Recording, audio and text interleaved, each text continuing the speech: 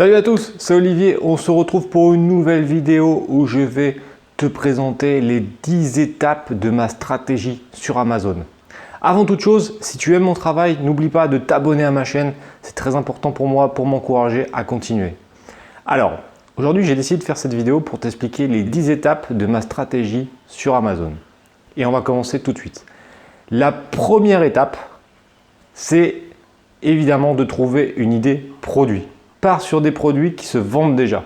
Commence pas à essayer de prendre des produits un peu exotiques qui n'ont pas encore été testés sur le marché. La solution quand même la plus simple, c'est de trouver des produits qui se vendent. C'est ce que j'utilise. Alors ouais, il y en a plein. Je l'ai déjà dit dans d'autres vidéos. Pour moi, je considère qu'il y a plus de produits à vendre que de vendeurs pour les vendre. Donc là-dessus, il n'y a pas vraiment de souci pour trouver des produits. Mais ce qui va compter vraiment beaucoup, c'est l'étape numéro 2. L'étape numéro 2, c'est de créer son offre. C'est de créer son offre par rapport à ce produit. Apporter de la plus-value, de la valeur ajoutée. Et tout est basé là-dessus. Toute ma stratégie est basée là-dessus. Concrètement, si tu fais la même chose que les autres, tu n'y arriveras pas parce que tu vas rentrer dans une guerre des prix et tu vas affronter des vendeurs qui n'ont pas forcément les mêmes règles fiscales, qui ne sont pas dans le même pays que toi. Et concrètement, tu as quand même peu de chances de te différencier en faisant la même chose que les autres. Donc la phase 2 est primordiale, c'est d'apporter de la plus-value, de réfléchir. Et pour ça, il y a plein de solutions. J'ai fait dans une vidéo le bundle, apporter un autre produit. Mais il n'y a pas que ça, il n'y a pas que ça comme autre solution. Tu peux apporter tout simplement un meilleur service client. Tu peux apporter des compléments d'information. Tu peux apporter plein de choses. L'élément qui peut être également important, je l'ai aussi montré dans une vidéo récemment, c'est d'apporter un produit de meilleure qualité. Parce que tu peux te rendre compte que certains produits sur Amazon sont mauvais. Et bien si c'est mauvais, tu vas voir pourquoi ils sont mauvais et tu essayes.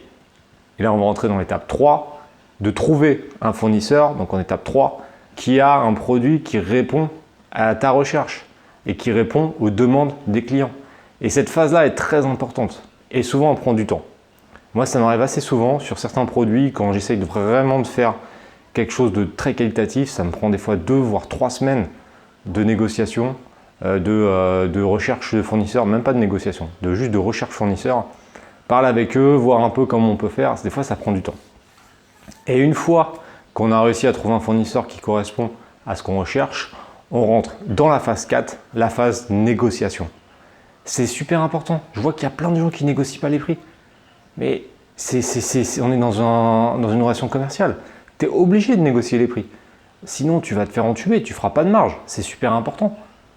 Le but, c'est d'apporter de la plus-value, de la valeur ajoutée, mais surtout d'avoir des produits à forte marge. Parce que tu vas voir les étapes d'après, si tu n'as pas de marge, tu ne pourras pas faire l'étape d'après. Et les étapes d'après, c'est ça qui fait la différence entre un peu vendre et beaucoup vendre. C'est tout simplement ça. Donc la négociation, forcément la négociation. Étape suivante, l'échantillon. Tester le produit. Et alors là, je le sais. 9 vendeurs sur 10, et encore, si j'arrondis, parce qu'en pourcentage, on serait peut-être même à 95% des vendeurs, ne testent jamais les produits avant de les vendre. Ne me dites pas ça, je vous connais. Ça fait quand même un moment que je bourlingue dans le domaine, ça fait quand même 10 ans. Je sais comment ça travaille, en général, les vendeurs ne font jamais cette phase de test avant. Et je pense que tu as déjà eu des cas comme ça, si tu vends depuis un petit peu de temps sur Amazon, des cas où tu as eu des regrets de ne pas faire ça. Moi, ça m'est arrivé aussi, parce que je ne l'ai pas toujours fait. Maintenant, je peux donner des conseils parce que ça fait longtemps et que j'ai mis en place une stratégie qui fonctionne bien. Mais pendant des années, j'ai fait un peu la même chose aussi. J'ai pas forcément acheté des échantillons à chaque fois et j'ai eu des très mauvaises surprises qui m'ont coûté vraiment cher.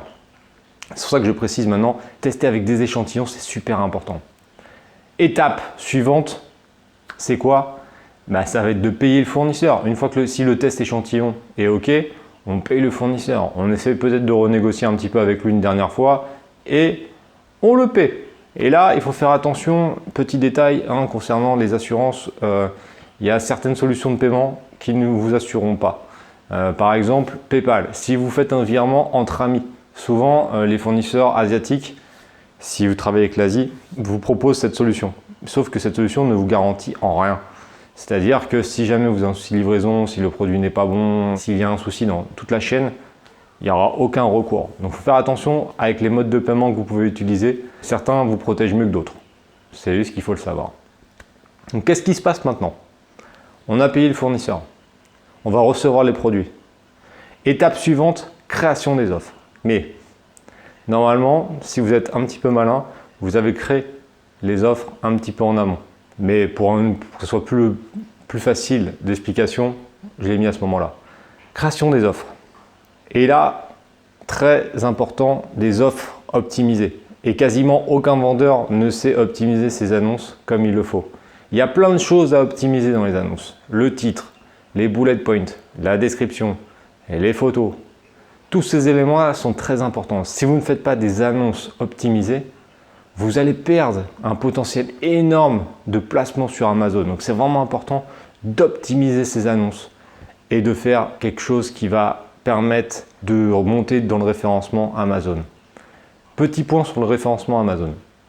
C'est beaucoup plus complexe que de faire juste une belle annonce. C'est ce qu'on appelle le BSR 30.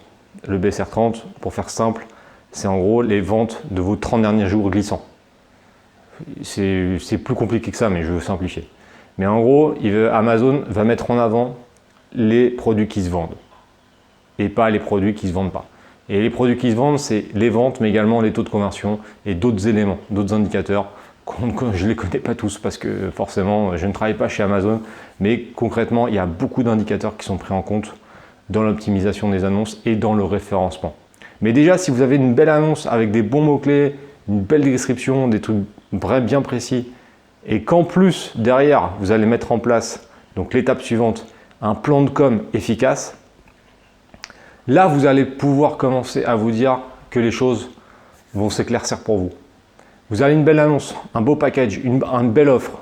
L'offre est optimisée pour le référencement Amazon. Vous allez mettre un plan de com efficace. Qu'est-ce qui va se passer? C'est que vous allez partir de base un petit peu loin, ce qui est normal. Vous allez partir page 3, page 4, page 5, page 10, page 15, ça dépend de votre niveau de base de votre compte, ça dépend de la concurrence, ça dépend de votre produit, ça dépend de plein d'éléments. Mais ce n'est pas très grave. On part de loin. Qu'est-ce qui se passe? Le référencement Amazon, si vous ne faites pas de plan de com efficace, il va se passer ça. C'est que ça va monter, mais ça peut prendre 3-4 semaines avant de monter légèrement. Et le référencement naturel, en fonction de votre concurrence, peut vous emmener en page 2, en page 3 d'ici quelques jours, quelques semaines, quelques mois. Ça va dépendre de l'optimisation que vous avez fait de votre annonce et surtout de la concurrence. Donc ça, franchement, c'est pas une stratégie qui est super efficiente parce que ça va mettre vraiment beaucoup de temps à monter. Qu'est-ce qu'il faut faire? Si vous avez un plan de com efficace, vous allez partir au même niveau, mais par contre, vous allez vendre rapidement. Et Amazon, pour eux, c'est un indicateur. Si vous avez un plan de com efficace, vous allez faire des ventes rapidement. Si vous faites des ventes rapidement, Amazon va se dire quoi? Ouh là là, le nouveau produit, il se vend. Bon, Amazon, il ne se dit pas ça, hein, c'est un moteur de recherche, c'est tout automatisé, hein, ne me prenez pas pour un con non plus, hein, ne me prends pas pour un con. Mais concrètement, tu vois, c'est automatisé. Donc, qu'est-ce qui se passe? C'est que ton plan de com va te permettre de booster les ventes et le fait de monter vite, il va se dire l'annonce est intéressante. Surtout si tu as un taux de conversion qui est important. Taux de conversion, c'est quoi? C'est sur 100 visiteurs, si tu as 20 acheteurs, c'est 20%. Taux de conversion moyen sur Amazon, honnêtement, je ne sais pas trop, je pense 5-6%, mais j'ai des doutes dessus parce que c'est des éléments qui sont confidentiels. Et moi, mes boutiques ne sont pas des références que j'ai des taux de conversion qui sont vraiment très très élevés. Dites-moi en commentaire d'ailleurs quel est à peu près votre taux de conversion moyen sur Amazon. Comme ça va nous permettre d'avoir des informations vraiment précises. Parce qu'honnêtement, je n'ai pas vraiment d'idée de la moyenne des gens. Est-ce qu'on est à 5, 6, 10%? 10% ça m'étonnerait. 5 ou 6, 3, 4, je ne sais pas. Donc mettez-le en commentaire, votre taux de conversion moyen sur vos meilleures ventes et sur le catalogue complet. Ça donnera pas mal d'informations pour tout le monde. Donc le plan de com fait quoi? Il va vous permettre de monter. Et si vous montez, c'est un très bon indicateur pour Amazon, comme je l'ai déjà dit plusieurs fois. Et le fait de monter, vous allez rentrer ensuite dans le cercle vertueux. Et ça, quand on a dans le cercle vertueux, c'est vraiment le top. Parce que vous allez monter, donc plus vous allez monter, plus vous allez vendre. Plus vous allez vendre, plus vous allez monter. Et là, on va se retrouver dans une situation d'avion, de décollage, que je viens d'inventer, tiens d'ailleurs, parce qu'en fait, je viens de me voir à la caméra et ça fait comme un avion qui décolle. On est sur la piste, comme ça, on monte. Et là, ensuite, on monte. Et après, on atteint la vitesse de croisière. Et on trace la glace. Et là, c'est bon.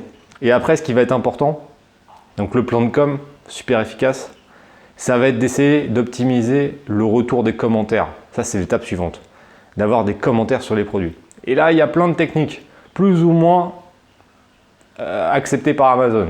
Moi, concrètement, je donne tout le temps des informations qui sont compatibles avec Amazon. Amazon friendly. Je veux pas d'emmerde avec Amazon. Donc concrètement, dès que je donne des infos ou des conseils, c'est que c'est compatible avec Amazon pour pas avoir de soucis. Il y a plein de techniques. Il y a plein de techniques. Du coup, vous récupérez des commentaires et ça, c'est un très bon élément pour rester dans la vitesse de croisière. Parce que les gens, ça va rassurer les futurs clients en disant ouais, il y a eu quand même pas mal de retours positifs, donc c'est cool. Si vous avez bien fait votre boulot, que votre produit est de qualité, qu'il y a eu un plan de com efficace, que l'annonce est bonne, il n'y a pas beaucoup de risque d'avoir des évaluations négatives. Mais vous pourrez toujours en avoir. Et vous en aurez toujours parce qu'il y a toujours des casse-bonbons. Même si vous faites les choses parfaitement, il y a toujours 2, 3%, 5% des gens qui vont vous laisser une évaluation qui n'est pas bonne. Ça, c'est la base. Et dans tous les domaines, c'est comme ça. Il y a toujours des casse-bonbons. Tu peux faire tout ce que tu veux. C'est pas bon. Mais si vous avez fait une offre avec de la valeur, vous êtes sur un prix qui est plus élevé que la moyenne, vous allez avoir une certaine clientèle. Et cette clientèle, en général, est plutôt, ne fait pas trop de retours négatifs. Elle est plutôt quand même qualitative. A l'inverse, si vous rentrez au début sur la guerre des prix, vous allez trouver des clients qui cherchent que du prix. Et ça, c'est les pires. Et ça, je peux vous le dire, hein, parce que moi, si vous ne savez pas, là, ça fait quasiment 10 ans, mon entreprise la plus grosse, c'est dans la téléphonie. Même si j'ai des produits qui sont plus chers que les autres, parce que j'ai apporté de la valeur ajoutée sur 99% de mes produits, je reste quand même sur des produits qui ne sont pas super chers. Je suis sur un panier moyen à peine à 10 €. Donc forcément, je brasse beaucoup de gens qui cherchent que du prix, qui achètent un téléphone à 700 €, mais qui ne comprennent pas que la coque à 10 €, elle n'est pas en or et qu'elle n'est pas vendue avec une voiture. Donc des fois, il y a des incohérences qui sont comme ça, et c'est compliqué de faire la part des choses et des fois c'est un peu pénible. Mais quand je compare avec mes autres boutiques où c'est des produits qui sont quand même à plus forte valeur ajoutée, je n'ai quasiment jamais aucun retour négatif. Donc c'est vraiment pour ça que je vous donne ce conseil-là, de partir plutôt sur des produits qualitatifs et d'apporter une valeur ajoutée, une différenciation par rapport à vos concurrents pour encore vous placer un petit peu au-dessus. Et là, vous serez tranquille. Donc on en est aux commentaires. Ça, c'était l'étape des commentaires. L'étape suivante, analyse des résultats. Parce que c'est bien beau, on a fait toute une campagne, on a cherché un produit, on l'a optimisé, on a fait une campagne de pub, on a fait une campagne pour récupérer des commentaires. Maintenant, il faut analyser tout ça, parce que ça va être vraiment important de voir ce qu'on peut faire comme amélioration de tout cet élément-là. Il y aurait peut-être des éléments de plan de com, la communication, il faudrait 3 heures pour expliquer tout ce qu'on peut faire. Il y a des milliards de solutions. Peut-être que le plan de com que vous avez mis en place, il n'est pas efficace. Donc dans ces cas-là, il faudra faire d'autres éléments. Peut-être, il y a plein de choses à faire. Mais l'étape d'analyse est très importante. Elle va vous permettre de voir qu'est-ce que ça a donné, est-ce qu'on a eu vraiment des bons retours, etc. S'il n'y a pas eu des bons retours, il faut voir pourquoi. Il y a forcément un hic quelque part. Si le produit est bon et qu'il répond à une demande, ce n'est pas le produit. L'annonce, si vous savez comment l'optimiser, ce n'est pas l'annonce. Souvent, c'est le plan de com. C'est que la communication que vous avez mis en place n'est peut-être pas efficiente. Et là, il faudra peut-être tester des nouvelles choses. Je crois que dans mon programme, je parle d'une quinzaine ou peut-être entre 15 et 20 solutions pour faire des campagnes de com. Peut-être 15, j'exagère, peut-être une quinzaine de solutions différentes, payantes et non payantes. Donc, il y a de quoi faire. Franchement, il y en a vraiment beaucoup. Certaines marchent mieux que d'autres, ça dépend des produits, ça dépend des saisons, ça dépend de plein de choses. Il faut tester, il faut toujours tester. Mais ce qui est vraiment important, c'est d'analyser. Et l'étape qui est vraiment super importante, je vais finir là-dessus. La dernière étape, ça va être de gérer les stocks. Gérer les stocks parce que si jamais votre produit a bien fonctionné, si vous avez tout mis en place, normalement, vous allez faire des ventes. Si vous êtes parti sur un stock de départ, imaginons, on va prendre un exemple concret, vous êtes parti avec 100 pièces. Pour beaucoup, 100 pièces, ça fait beaucoup. Mais si vous avez, je peux vous garantir que si vous avez un produit qui se vend bien, vous êtes sur un produit qui se vend bien, que vous allez apporter de la plus-value, 100 pièces, ça peut partir très très vite. Et moi, ça m'est déjà arrivé d'avoir des surprises comme ça, où je reprends la comparaison de l'avion. Donc on est comme ça, donc j'en avais 100. Bon là, j'étais pas terrible. Et d'un seul coup, plan de com, et d'un seul coup, ça part. Ça part, et j'en vends 2, 3, 4, 5 par jour, et d'un seul coup, j'en vends 20 par jour. Sauf que j'en avais déjà vendu un petit peu, donc j'en ai peut-être vendu 50, et d'un seul coup, j'en vends 20 par jour. Qu'est-ce qui se passe? En 3 jours, j'en ai plus. Sauf que moi, je ne l'avais pas anticipé ça, parce que la montée peut arriver très vite. Donc qu'est-ce qui s'est passé? Eh ben, c'est le fameux effet bouchon. Je parle ça dans une autre vidéo aussi. J'arrive en effet bouchon. Donc au moment où ça commence à être cartonné, où là j'aurais pu vraiment être au max, eh ben, je me retrouve avec plus de stock. Et donc du coup, je repars de zéro. Et en fonction de votre délai de préparation avec votre fournisseur, ça c'est des éléments qu'il faut vraiment négocier avec lui et savoir, négocier ou au moins savoir, c'est que si jamais vous mettez un mois pour récupérer les produits, eh ben, tout ce que vous avez fait, bah ok, vous aurez vendu 100 pièces, mais vous n'en vendrez pas plus.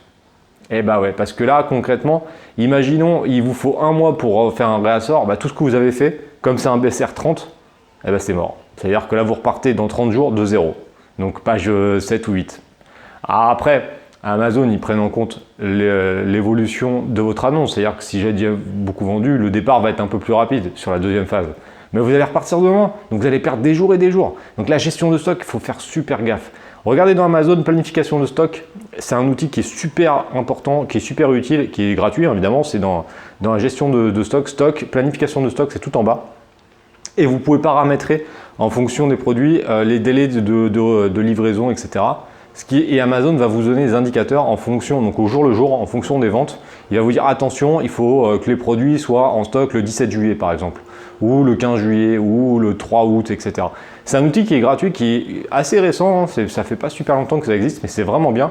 Vous paramétrez tous les éléments de votre fournisseur et en plus, comme ça vous donne les éléments de réassort. Franchement, c'est vraiment pas mal, je vous conseille d'aller voir ça. Donc voilà, c'était une petite vidéo pour vous montrer de manière un peu globale la stratégie que je mets en place, les différentes étapes. Si tu as aimé cette vidéo, laisse un commentaire, mets un petit pouce bleu également pour m'encourager. Pense à t'abonner, c'est important pour moi pour également m'encourager à continuer à faire des vidéos YouTube. Je te souhaite une bonne journée. N'oublie pas, oh là là, j'ai oublié. Si tu veux aller plus loin, 1 heure de formation offerte directement sous la description. 1 heure de formation sur ma stratégie. J'allais oublier, je suis un fou. Allez, je vous souhaite une bonne journée. Je vous dis à bientôt. Ciao, ciao.